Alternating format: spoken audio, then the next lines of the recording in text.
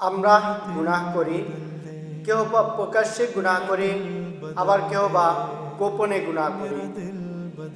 গোপনে এজন্য করি যেন আমি গুনাহ করতেছি কেউ যেন না দেখে ফেলে, আমাকে যেন সমাজের কাছে শর্মিন্দা হতে না হয়, আমার গুনাহের ব্যাপারে কেউ যেন সাক্ষী না থাকে। কিন্তু চাইলেই কি সম্ভব? সাক্ষী তো হয়েই যায়।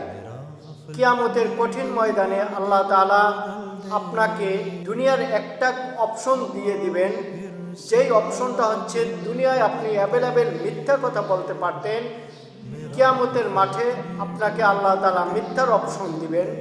আপনি যখন আমলনামা দেখবেন তখন দেখবেন যে আপনার আমলনামায় অসংখ্য অগণিত গুনাহ, যেগুলো আপনি দেখি বলবেন যে না আমি এই গুনাহ করিনি, কোনো সাক্ষী নাই, কোনো প্রমাণ নাই।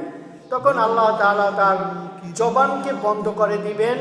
সে যেই অঙ্গ প্রত্যঙ্গ দ্বারা গুনাহ করেছে আল্লাহ তাআলা রসিম কুদরতে হাত কথা বলা শুরু করবেন, এই ধরনের গুনাহ আমার দ্বারা সংগঠিত হয়েছে। পা কথা বলবেন, এই কদম হেঁটে এক জায়গায় গিয়ে এই ধরনের গুনাহ করেছে।